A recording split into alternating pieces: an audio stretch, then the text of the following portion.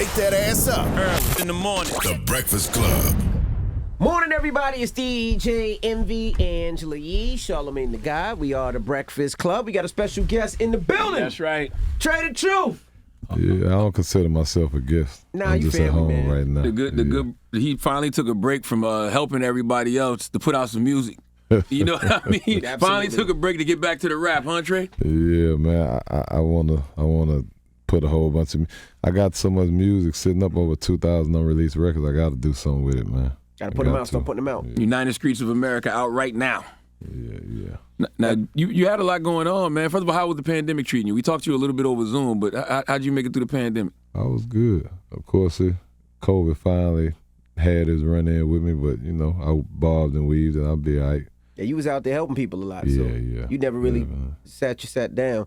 I was gonna ask you when I walked in there. I was telling you about I'm doing a car show in Houston. The first car show this year is gonna be in Houston, Father's Day weekend. You said I'm fighting to be a father now. So what's going on with that case? Because we see you with your children all the time. So what's happening with that one? That's just a frustrating situation in itself. One, because that's my only daughter. But she's been up here before, yeah. Yeah, You always know. with her. That's why I didn't understand. I was like, well, when did that happen? When did that disconnect happen? Yeah, that's the thing. It never the relationship with me and my child never happens. It just becomes when people get involved in between, and as a man, it's hard because you have to let go. I'm a natural fighter in general, so for me to be dealing with what I'm dealing with my daughter, it make you feel weak in a sense, because it's like, man, like I don't play by my kids. Mm-hmm. But it's been going on. It's going on 4 months. I ain't seen my daughter, man. 4 months. Yeah, first it started off with quote unquote money inconvenience. Well, I mean, I do what I'm supposed to do. I do my child support, and my child don't need for nothing. My child got basically her own house. She got everything she need when she come to Texas. Then next it goes to, it's COVID around. COVID not going nowhere.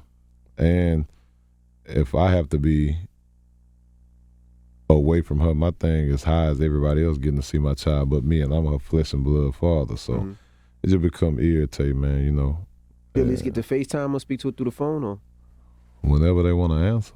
Yeah, so, I saw you post that video recently where they weren't answering for like 4 days. Did they ever pick up? That's a whole bunch more that ain't even been posted. Oh, wow. But I'm gonna tell you why I do that, right? In a lot of cases with fathers and kids, and when some of these kids get older, they tend to question like, well, why you didn't fight for me, or why you didn't fight as hard for me? And I feel like two things. One, I needed to be documented so my daughter know. Don't ever think it was a day that went by that I wasn't thinking of fighting for you. And also to give the fire or fuel that some of these other parents need, man, because believe it or not, more people can relate to that than anything. And not just only fathers. There's some mothers that's in situations of fathers. But, it's a frustrating situation, man. And I feel like regardless if I care to get along with you or I don't, anything, even if we never say one word to each other, it shouldn't affect me being able to be the father I need to be. You know how many kids, parents, or fathers can stay in the neighborhood or a street over and drive by that house like they don't know that child? Mm-hmm. I get up and fly to L.A.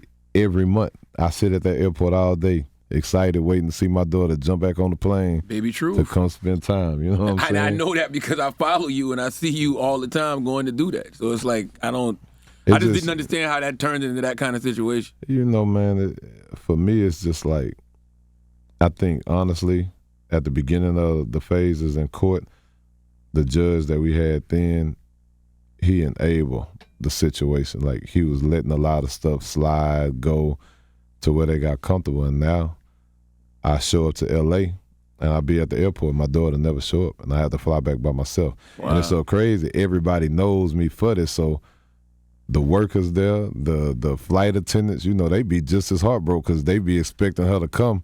And when they see me coming back by myself, I got to take that walk of shame, which I'm not tripping because I'm still going to fly out there to go try and get my daughter. But it's just a heartbreaking situation in general. So question, when you go, you know, and like, just to say the first time that happened, what did you think was going on when you was like, well, they not bringing her? Like, is she not showing up? Man, and only because you're my brother, being honest, that was a different type of anger I had. Mm-hmm. You know what I'm saying? Anger and hurt. But I just, you know, I end up talking to my little sister, my lawyer. They like, come back. Because, you know, their first mind is that he finna leave this airport. He gonna go get his baby one way or other. Mm-hmm. And in my mind, I feel that's what I'm supposed to do. But I've grown to the point I'm real smart. You know, I have to strategize a different type way, because all it takes is one time. Like right now, they got so much stuff stacked against them, and they ain't been held accountable for it. But one little thing for me stripped me from everything, from truth, and I can't gamble. You know, man, I'm one of the strongest people ever. My kids is my weakness. You know what I'm saying? Mm-hmm. So that kind of take its toll on me. What is the attorney saying? Have you been to court? Because I know courts usually don't favor the father. So it's a crazy situation, because I've been trying to go to court since December, man. And with the COVID, it's so backed up. Like right now, I believe I have a court date in less than a week. And we had to keep fighting for that, because it was saying there was a court date that was going to come March sometime. It's like, man, that's going on 4 months. That's 120 days without. I don't even know how my daughter smell at this point. Damn. You got to realize kids can grow in a matter of a month. So in 4 months, bro, it's I don't. It's, you know what I'm saying. And I feel like my biggest fear is the wedge that go. You know, I feel like it can affect our bond. You know what I'm saying? Like, I got a song I'm gonna put out Friday, just me venting, call I Hope It Don't Change You. Because that's my biggest fear. Like right now, she'll call, and whenever she do call on her iPad, you know, we'll talk. Sometimes she'll be like, no, I don't miss you. No, I don't love you. But it don't.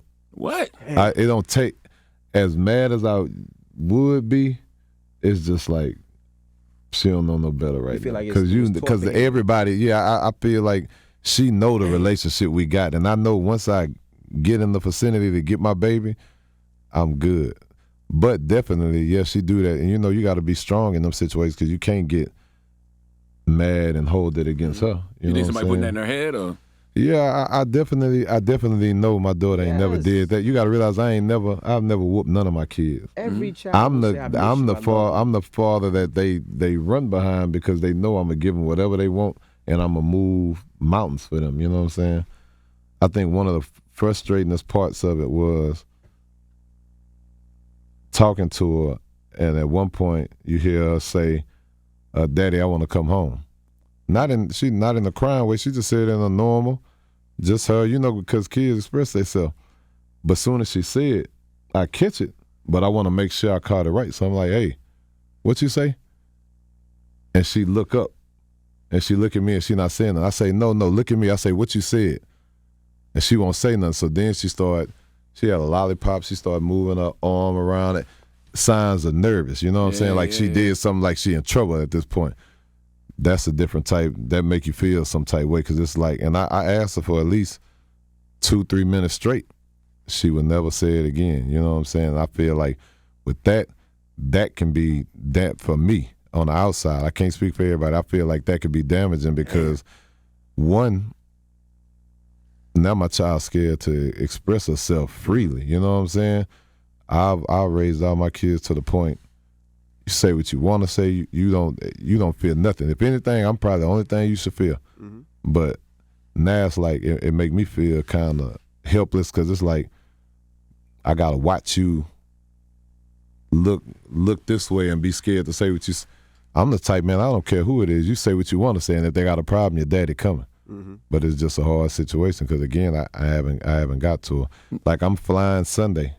I'm literally gonna fly Sunday and pray she show up to the airport. If she don't show up to the airport, I gotta take it on the chin, come back, because I can't jeopardize to be set up to where I gotta get walked out of her life. So you flying because that's your visitation time? So, yeah. Okay, all this is on paperwork. I'm supposed that's the crazy thing. The paperwork is already there, and you bucking the system. Now, if I ain't do my part on the paperwork, man, them people would have hung me. Lock you up, yeah. if I pay child support, if my child support ain't paid on time, guess coming what? to get you. They Yeah. come and get me. So it's like it's a messed up situation. I'm paying child support and I can't tell you nothing about what's going on with my child. I can right see now. why you put the ski mask back on now, Trey. Now I see why you got the ski mask But back think about it on. like this: he ain't speak to his daughter in 4 months. He goes to the airport every time for his daughter, doesn't get it, but continues to go back. Yeah, I'm not gonna stop going.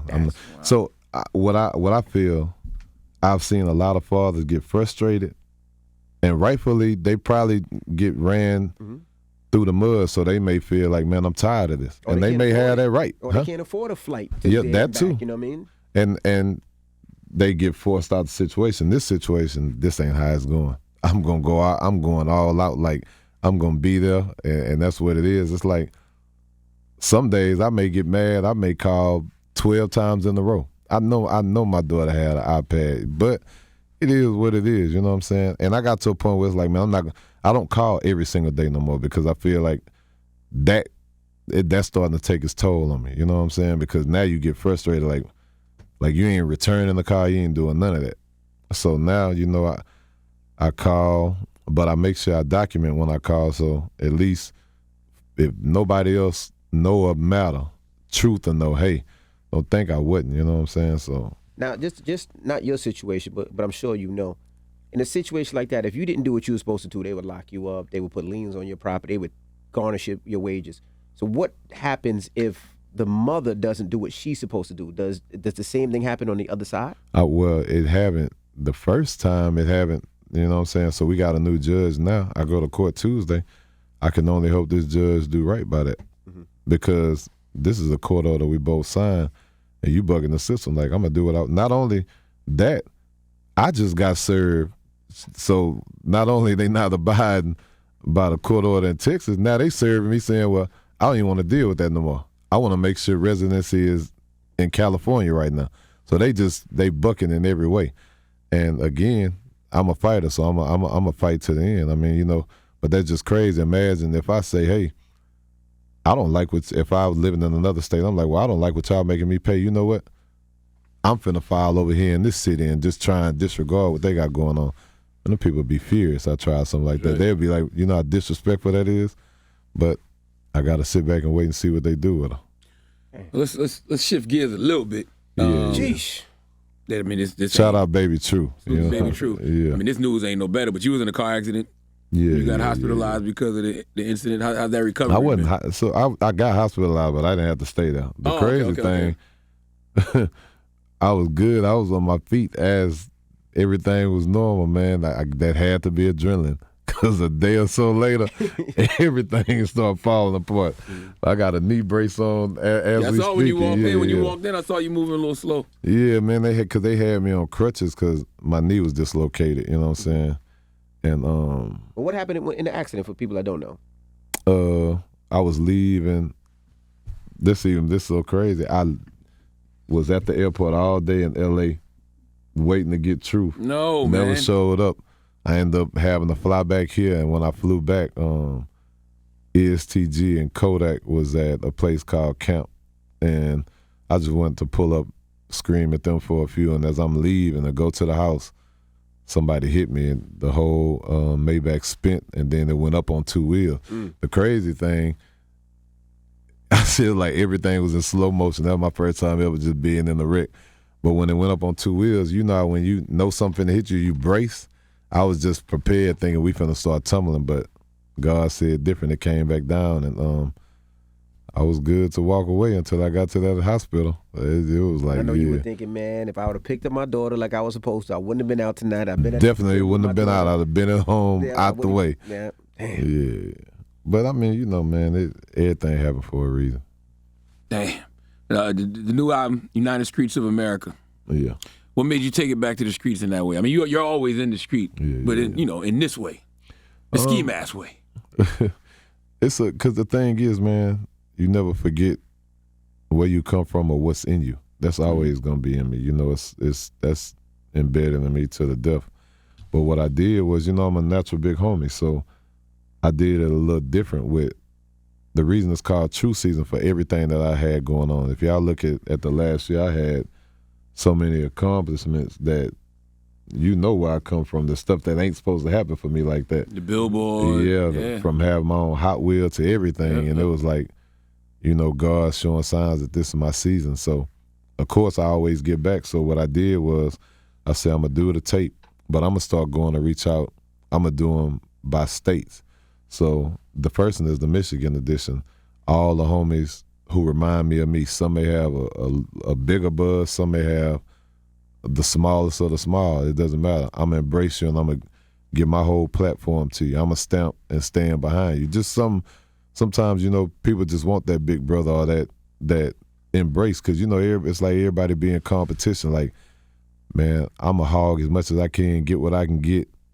Then I'll leave a little for somebody else. And it's like, if you're a solid one, you could put me in the room with 200 people. I'm still going to stand out. So why not embrace them and get in that opportunity? I may need them one day, you know what I'm saying? Right. I see you got a bunch of songs with Ice with Vezo. That's my little brother. Salute to Vezo. So Ice Well's on a whole bunch. Shout out. Me and his relationship is a little different, you know what I'm saying? Because now, you know, we got more of a brother bond. Half the time we don't even talk about music. We just, because we real cats that go through real life. That's a solid brother right there, man. Yeah, definitely. Yeah. And I'm pretty sure he'll tell you the same. You know, it's my little brother, man. Shout out him. And, you know, I stand behind everything he got going on. Everybody a part of the tape, you know. Babyface Ray, shout out him. You know, his project going right now.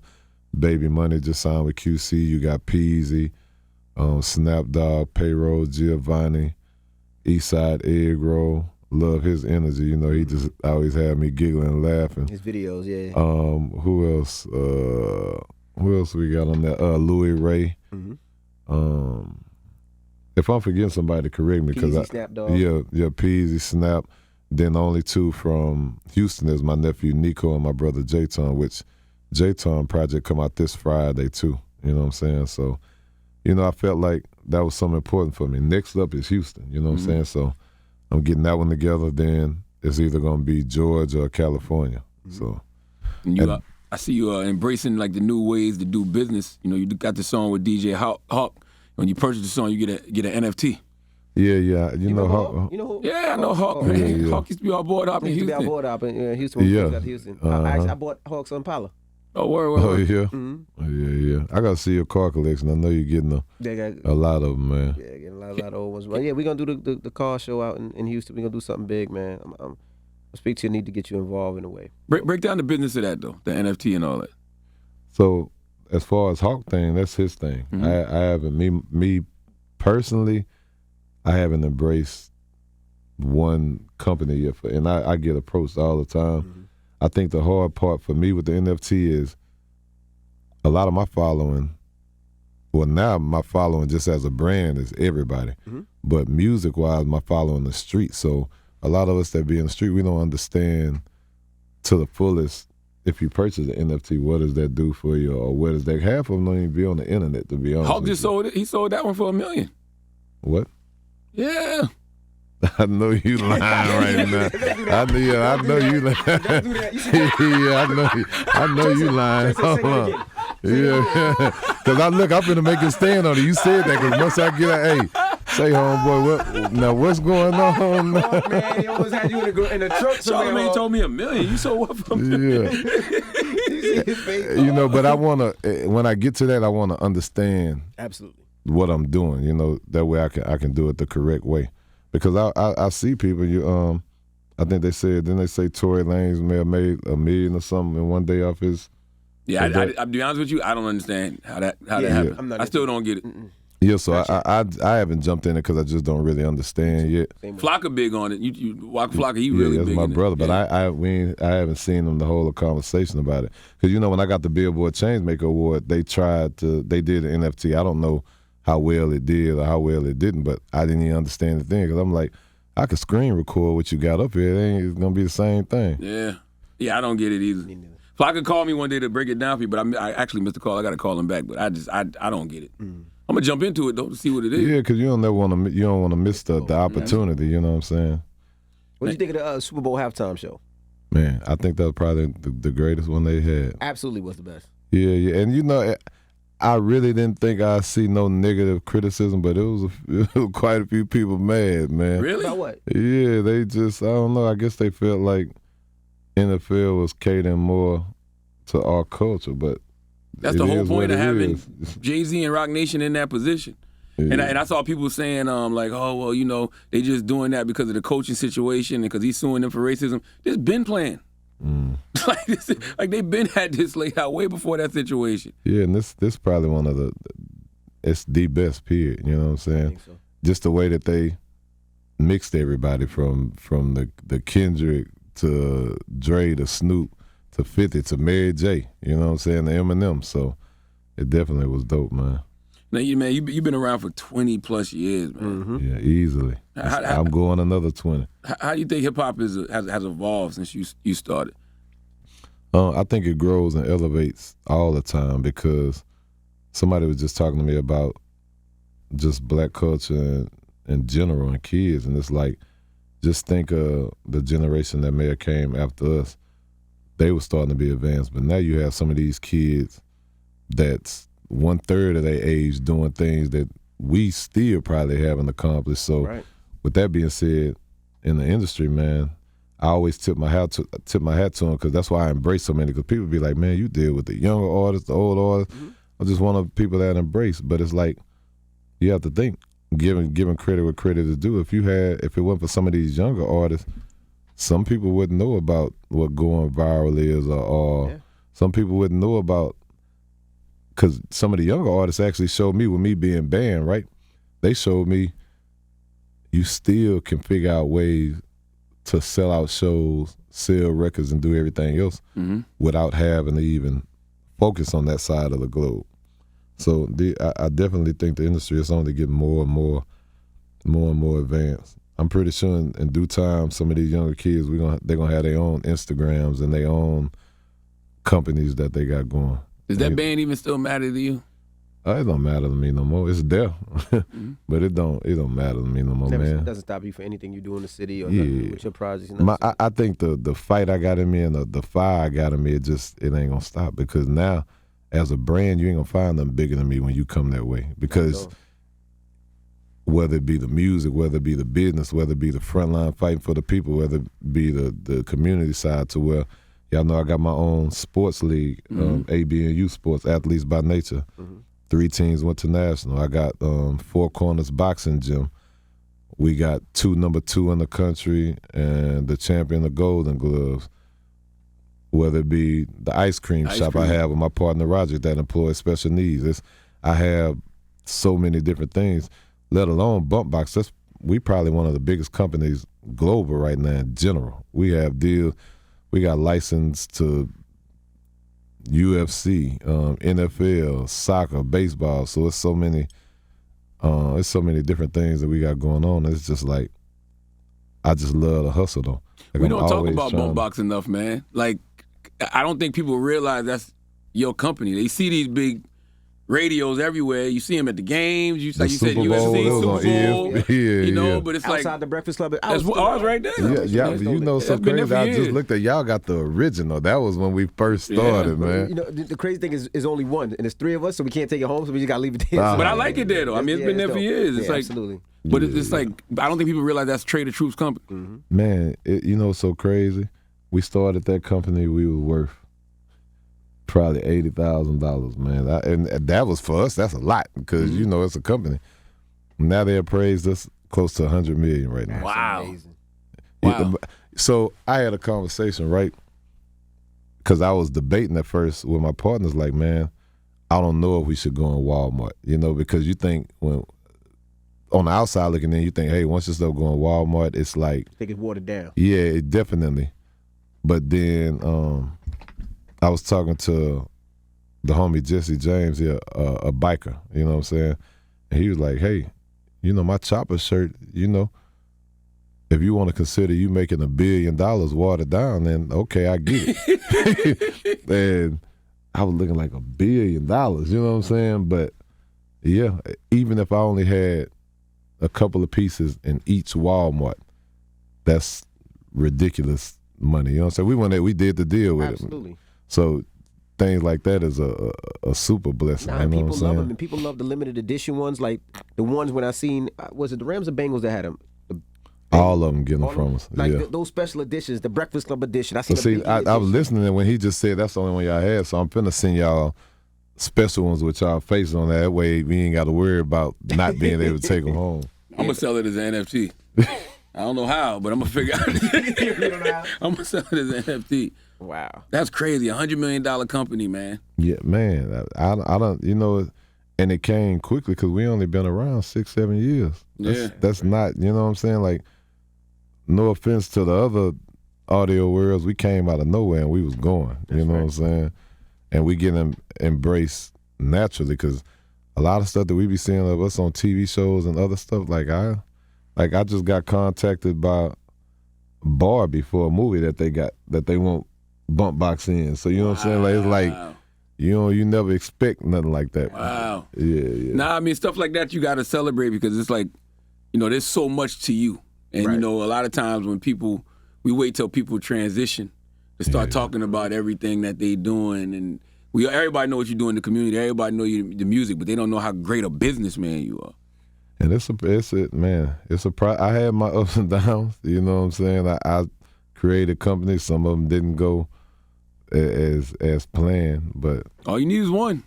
Yeah, definitely. And you damn sure got one with bump box. you got it. Yeah. That I got a food truck about to open up soon, so I'm always trying to think of different things. But my biggest, like I said, is to open this emergency children's shelter. Mm-hmm. And at this point, I'm gonna try and get to a point where I can open up some type of school or real community center just for some of the youth. And lately, I've been getting real in tune with mental health. Absolutely. So, of course, I'm just being real with you. When people used to bring that to, we used to think, hey, they only talking about crazy people. You know what I'm saying? But 90% of us really do be going through that. Like me, Absolutely. I get in my phases sometimes. I may want to just sleep or stay in my room, just not be bothered. And that's a form of that, you know what I'm saying? Because you can look at it as depression. You can look at it as me getting away from everybody. So I think a lot of people don't really understand. All of us probably have it in us. We just have to know how to embrace it and how to deal with it. So I'm definitely diving into that to start trying to figure out how to help some of the little homies, you know what I'm saying? Man, if you need somebody to talk to, let me know. Vezo, I sent him out to this place called Inception in Farmington, Michigan. Him and Chico went out there, and like that opened up his eyes to a lot of the trauma that he hadn't been dealing with. So he's been investing in his mental wealth lately. I think the hardest part of be accepting that. Mm-hmm. Like, I got to commend you for even being able to get somebody to go do that. You know what I'm saying? Which, one thing I can say about Vezo, he definitely going to listen. He soak it up, and he'll take his chance. You know what I'm saying? So I salute him with that. I had just hooked him up with Styles, because he's looking to do a lot of the Juice Boss stuff too. So he definitely get into a lot of that. But I think the hardest part is just accepting it. You know what I'm saying? I don't think I'm prepared to go sit down and talk with nobody. I think I'm used to dealing with mine, how I deal with it. But you don't have to, though, Trey. That's the point. You go unpack some of this stuff. You know what I mean? And you be surprised, like, man, all the stuff we went through ain't normal. You done been shot. You know what I'm saying? I go out a long list. Like, you got a long list of traumas that you probably haven't never dealt with, and you just been suppressing. I guess the reason I be cool because my music is just a form. As long as I can do that, I let it out there. You know what I'm saying? So I've always been cool with that. But I don't know. Me and you'll talk off record and we're trying to figure it out. Take that next step, definitely. Well, let's get into a joint. What you want to hear, Trey? Whatever you want to play, man. I'm just excited to be back to. Yeah, shout out to Eastside Egg Roll, my brother J-Ton. Like I said, J-Ton, Houston-a-thon project coming out Friday. But yeah, whatever you want to play, I'm no lie. I'm just excited to. Because no matter what, even when I'm doing what I'm doing in the community, doing what I'm doing business-wise, I'm always recording. But I record just for my personal self. And the crazy thing is, me and Jay Prince were sitting up. We were just sitting in the truck one day, probably a few months ago, and he's just like, "You just holding this. You have to let it. You got to let it go at some point because what is it doing?" Like, and he was just like, "Man, like and your music steady grow and grow. Because, you know, artists, they going to wither away. You know, sometimes they reach that peak and then that's it. It get mediocre. But he like, nah, he like, I can't understand. So he kind of keyed me up to just like, at least just start throwing some stuff out. And it started, honestly, this tape started, me and Babyface Ray, he was in Houston, and we knocked the song out. To Shake 'Em Off? Yeah, that was the first song that was done. I was just like, man, you know what? I'm going to just start, I just need to do something just to throw it out to the streets. And sure enough, I start doing my research. And I'm one of them people, I ain't got no ego. I reach out, I have one of the street homies go find somebody for me, I'll jump in their DM. Get at me, man. So, you know, whatever you got going on, I'm a support. And it was embraced quickly, man. You know, like, for each one on there, they felt like that's a good thing that somebody of your caliber even took the time to come reach back.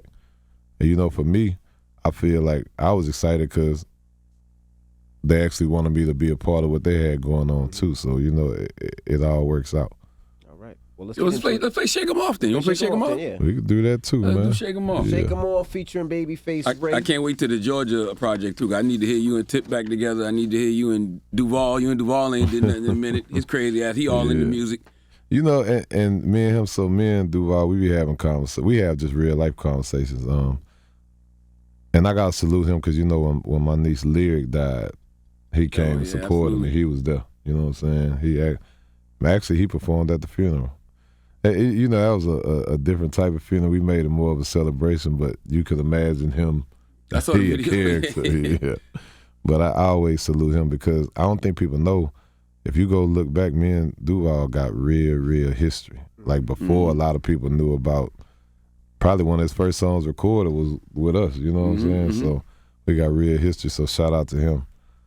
But one thing I will say, I always get on his ass though because he don't feel to nothing. And I be telling him sometime, bro, like, no. Like, he don't care.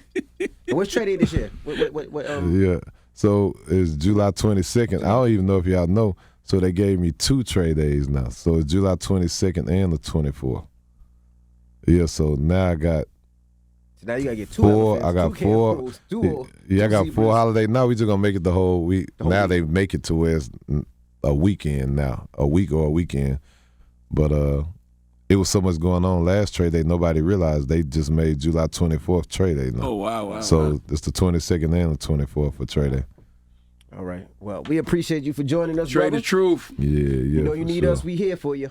Always. I appreciate y'all for having me, man. All right. And be on the lookout. I got another True Season. I got the group album with me and Conway. Me and Dave East finishing our group album. I seen y'all shooting in Harlem yesterday. Yeah, me and Mozzie, we still have another group album and a movie. I mean, I'm gonna hit the ground running this go around, man. That's what it is. All right, well, it's Trey the Truth. It's the Breakfast Club. Good morning.